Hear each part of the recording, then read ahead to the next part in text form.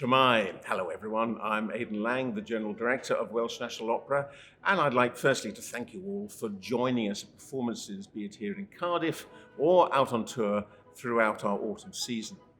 Now, 2021 is a momentous year for WNO, as it marks our 75th anniversary. But of course, the pandemic got in the way and we weren't really able to celebrate it in the way that we had originally planned. But we want to end the year on a high. Now, you will have seen at performances and from various communications notice of our WNO at 75 Raffle.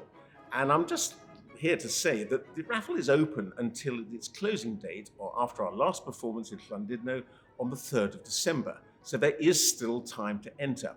If you go to our website, wno.org.uk/raffle, you'll see details of all the wonderful prizes on offer, including some fantastic exclusive WNO experiences. So good luck everyone, and I also can't wait to see you with us once again in the spring season.